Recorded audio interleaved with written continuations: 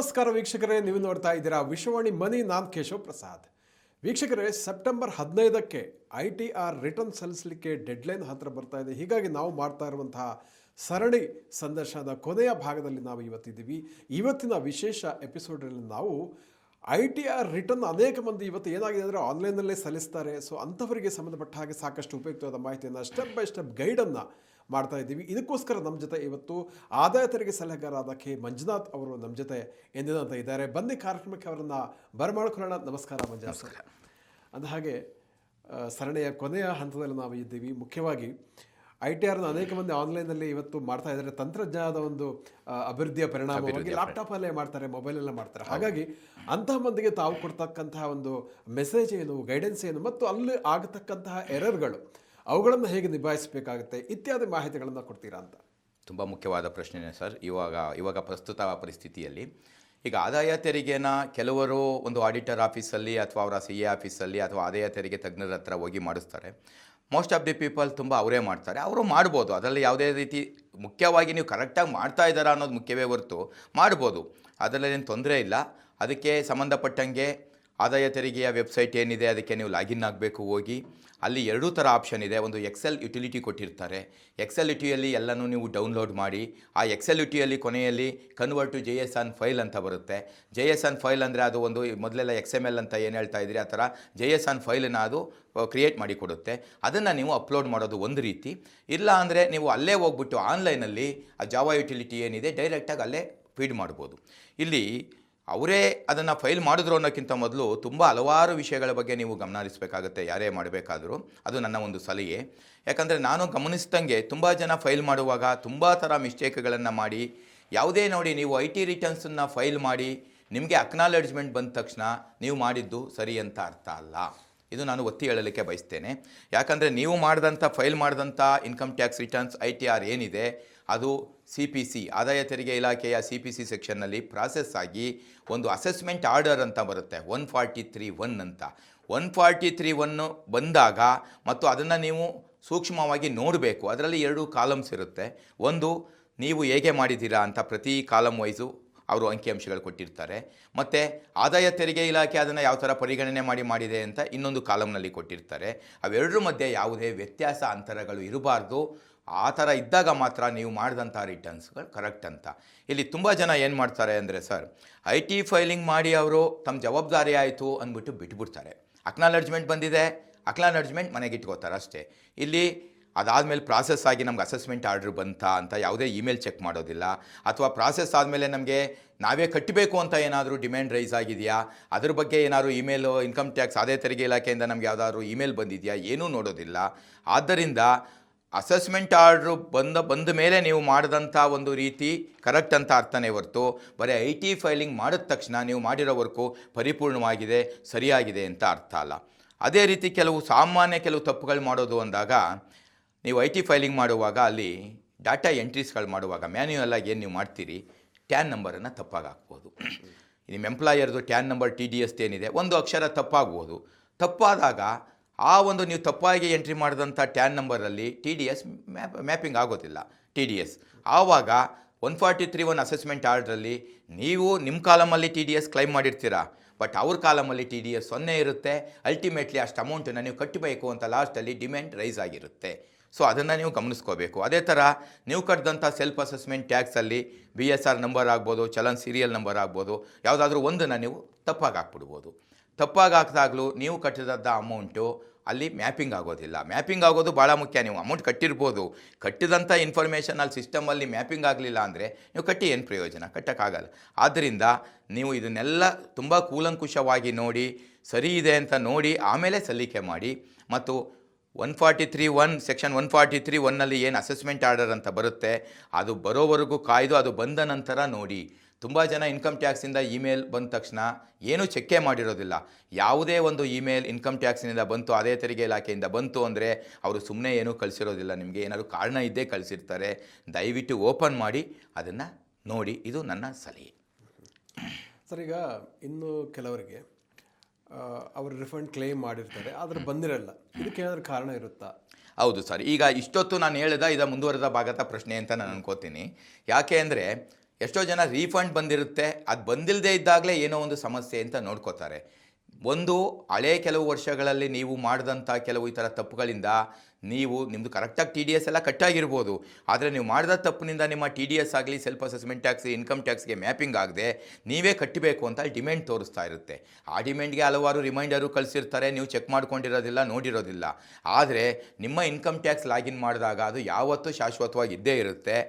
ಅಂಥ ಸಂದರ್ಭದಲ್ಲಿ ಅದರ ಸಬ್ಸಿಕ್ವೆಂಟ್ ಇಯರ್ಸಲ್ಲಿ ನಿಮಗೆ ಯಾವ್ದಾದ್ರು ರೀಫಂಡ್ ಬಂದಾಗ ಈ ರೀಫಂಡನ್ನು ಅವರು ಆ ಡಿಮ್ಯಾಂಡು ಏನಿತ್ತು ಅದಕ್ಕೆ ಅಡ್ಜಸ್ಟ್ ಮಾಡ್ಕೊಂಡಿರ್ತಾರೆ. ಆವಾಗಲೇ ನಿಮಗೆ ಜ್ಞಾನೋದಯ ಆಗೋದು, ನನ್ನ ರೀಫಂಡ್ ಬಂದಿಲ್ಲ, ಯಾಕೆ ಬಂದಿಲ್ಲ ಅಂತ ಹಿಂದಕ್ಕೆ ನೀವು ಹಿಸ್ಟ್ರಿ ನೋಡ್ತಾ ಹೋದಾಗ ರೀಫಂಡ್ ಯಾಕೆ ಬಂದಿಲ್ಲ ಅಂದರೆ under section 245 proposed adjustment ಮಾಡಿಬಿಟ್ಟಿರ್ತಾರೆ ರೀಫಂಡನ್ನು. Refund ಇರೋ ಅಮೌಂಟ್ಗಿಂತ ನೀವು ಕಟ್ಟಬೇಕಾಗಿರೋ ಅಂಥ ಡಿಮ್ಯಾಂಡ್ ಅರಿಯರ್ಸ್ ಕಡಿಮೆ ಇದ್ದಾಗ ಉಳಿದ ಅಮೌಂಟು ನಿಮಗೆ ಕೊಟ್ಟಿರ್ತಾರೆ. ಅಥವಾ ನೀವು ಕಟ್ಟಬೇಕಾದಂಥ ಅಮೌಂಟೇ ನಿಮ್ಮ ರೀಫಂಡ್ಗಿಂತನೂ ಹೆಚ್ಚಿಗೆ ಇದ್ದರೆ ಅಡ್ಜಸ್ಟ್ ಮಾಡಿಕೊಂಡು ಉಳಿದ ಅಮೌಂಟ್ ಇನ್ನೂ ನಿಮಗೆ ತೋರಿಸ್ತಾನೆ ಇರುತ್ತೆ. ಅಂಥ ಸಂದರ್ಭದಲ್ಲಿ ನೀವು ರೆಕ್ಟಿಫಿಕೇಷನ್ ಅಂತ ಇದೆ. ಫಸ್ಟ್ ಅದಕ್ಕೆ ನಾನು ಹೇಳಿದ್ದು, ಏನು ತೊಂದರೆ ಇದೆ ಅಂತ ನೋಡಿಕೊಂಡು ನಿಮ್ಮ ಅಸೆಸ್ಮೆಂಟ್ ಆರ್ಡ್ರಲ್ಲಿ 143(1) ಏನು ಅಸೆಸ್ಮೆಂಟ್ ಆರ್ಡ್ರ್ ಬಂದಿದೆ ಅದರಲ್ಲಿ ಡಿಮ್ಯಾಂಡ್ ರೈಸ್ ಆದಾಗ ಎಲ್ಲಿ ಪ್ರಾಬ್ಲಮ್ ಆಗಿದೆ ಏನು ಅಂತ ಎರಡೂ ಕಾಲಮ್ ನೋಡಿ. ಎಲ್ಲಿ ಎರಡೂ ಕಾಲಮ್ಗಳು ಮ್ಯಾಚ್ ಆಗದೆ, T D S, self assessment tax match ಆಗದೆ ಇದ್ದಾಗ ರೆಕ್ಟಿಫಿಕೇಷನ್ ಅಂತ ಬರುತ್ತೆ. ರೆಕ್ಟಿಫಿಕೇಷನ್ ಎಂಟ್ರಿ ಆನ್ಲೈನಲ್ಲಿ ಮಾಡಿ ನೀವು ಅದನ್ನು ಫಸ್ಟು ಡಿಮ್ಯಾಂಡನ್ನು ಇರೋದನ್ನು ನೀವು ಕ್ಯಾನ್ಸಲ್ ಮಾಡಿಸ್ಬೇಕು. ಆನ್ಲೈನಲ್ಲಿ ಕ್ಯಾನ್ಸಲ್ ಮಾಡಿಸಿದಾಗಲೇ ನಿಮ್ಮ ಒಂದು ಐ ಟಿ ರಿಟರ್ನ್ ಸಲ್ಲಿಕೆ ಕ್ಲಿಯರ್ ಆಗಿದೆ. ಆಮೇಲೆ ಯಾವುದೇ ರೀಫಂಡ್ ಆಗಲಿ ಏನೇ ಆಗಲಿ ಆಟೋಮೆಟಿಕ್ಕಾಗಿ ಬರುತ್ತೆ. ಯಾವುದೇ ಇವಾಗಂತೂ ರೀಫಂಡ್ ಇದು ಯಾವುದೇ ಫಾಲೋ ಮಾಡೋ ಅವಶ್ಯಕತೆ ಇಲ್ಲ, ಆಟೋಮೆಟಿಕ್ಕಾಗಿ ಬರ್ತಾ ಇದೆ.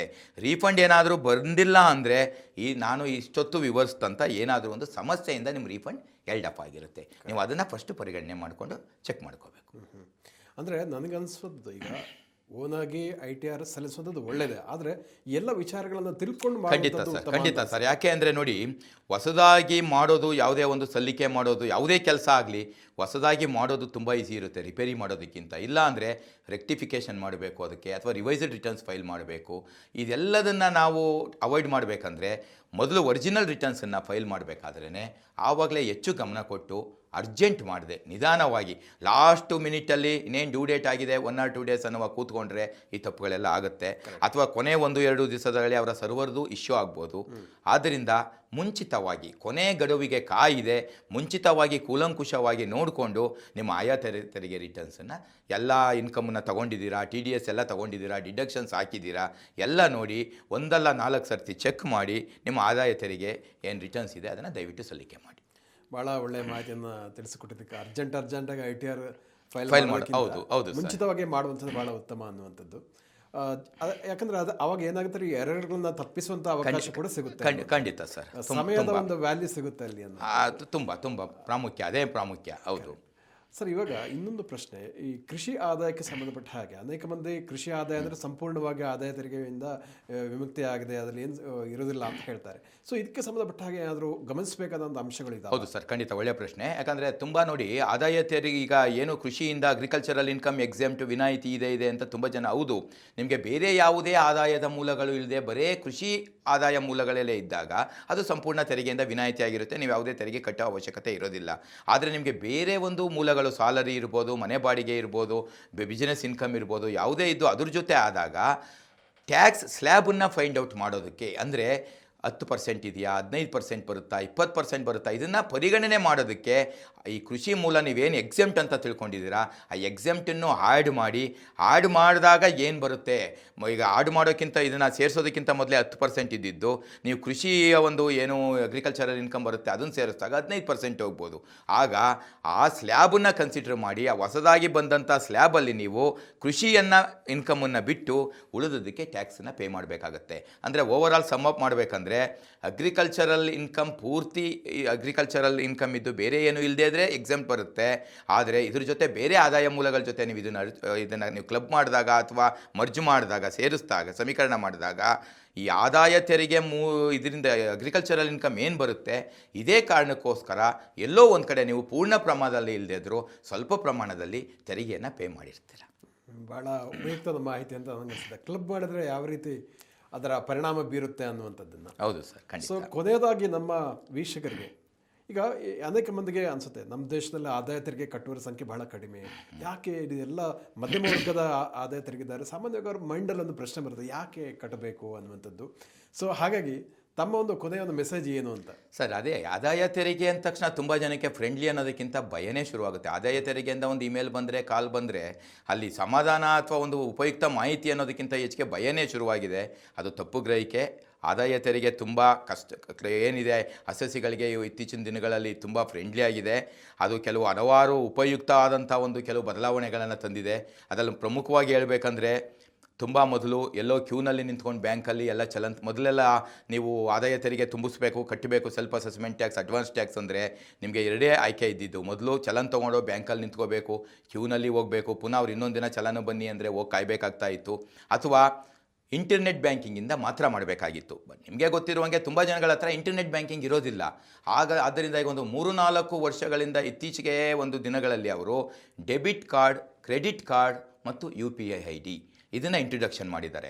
ಈಗ ನನ್ನ ಒಂದು ಕಚೇರಿಯಲ್ಲಿ, ನನ್ನ ಆಫೀಸಲ್ಲಿ ನಾನು ಫೈಲ್ ಮಾಡೋ ಎಷ್ಟೋ ಜನಗಳು ನನ್ನ ಅಸೆಸ್ಸಿಗಳೆಲ್ಲೋ ದೂರದಲ್ಲಿರ್ತಾರೆ, ಅವರು ನನ್ನ ಆಫೀಸಿಗೆ ಬರೋದೇ ಇಲ್ಲ.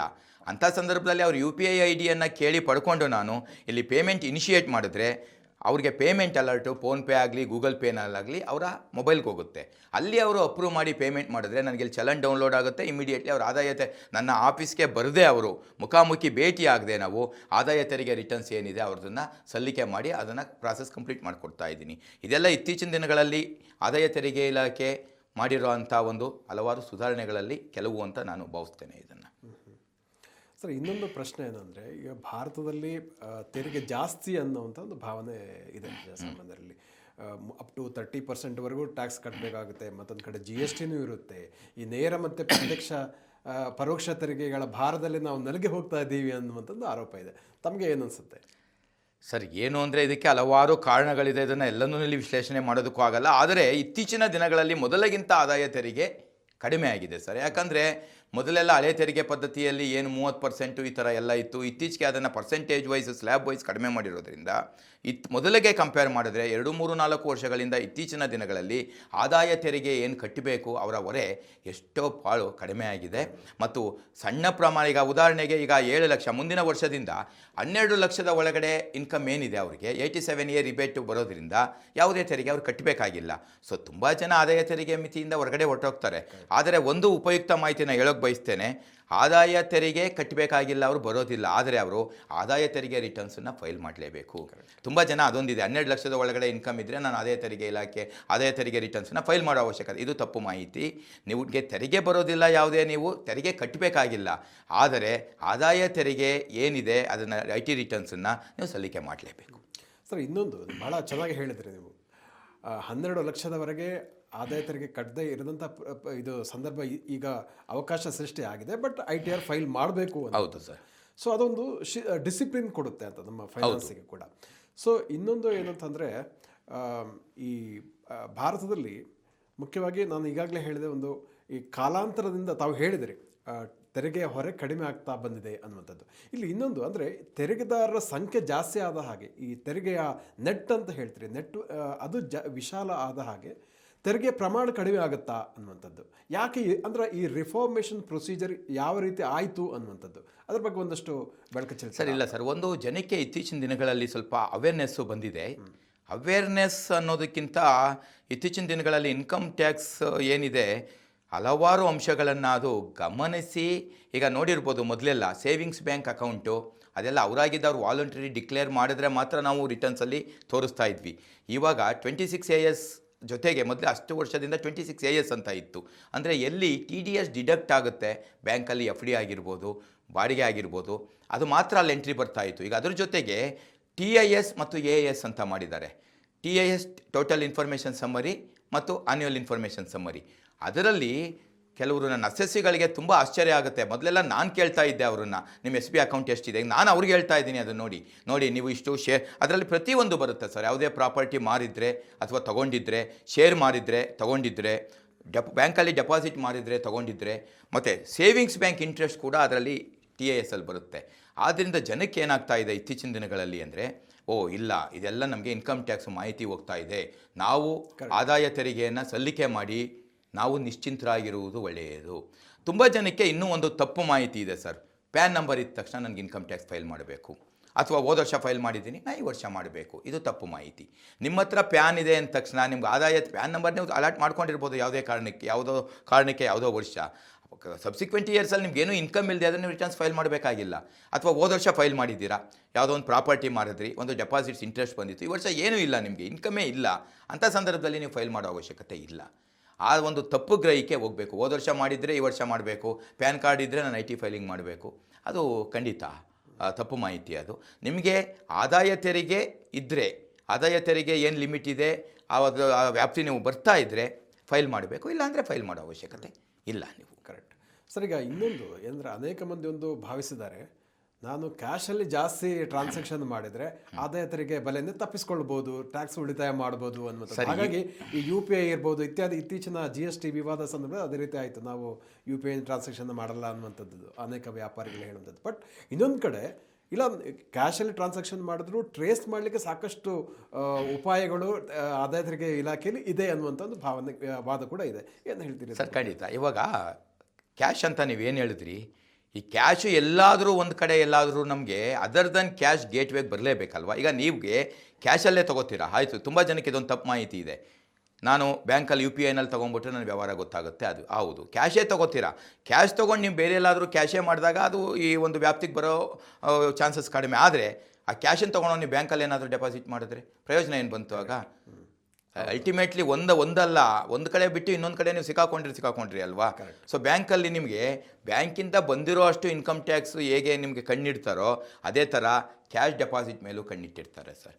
ಒಂದು ವರ್ಷದಲ್ಲಿ ಕ್ಯಾಶ್ ಡೆಪಾಸಿಟ್ ಎಷ್ಟಾಯಿತು SB ಅಕೌಂಟಲ್ಲಿ ಅದ್ರ ಮೇಲೂ ಕಣ್ಣಿಟ್ಟಿರ್ತಾರೆ. ಸೊ ನೀವು ತಗೊಂಡಂಥ ಕ್ಯಾಶ್ ಏನು ಮಾಡ್ತೀರಾ, ಎಲ್ಲರೂ ಒಂದು ಕಡೆ ಈ ಒಂದು ನೆಟ್ವರ್ಕ್ ಹೋಗಬೇಕಲ್ವ, ಅದನ್ನು ಕ್ಯಾಶನ್ನೇ ನೀವು ಮನೆಯಲ್ಲಿ ಇಟ್ಕೊಂಡು ಏನೂ ಇದು ಮಾಡೋಕ್ಕಾಗಲ್ವಲ್ಲ.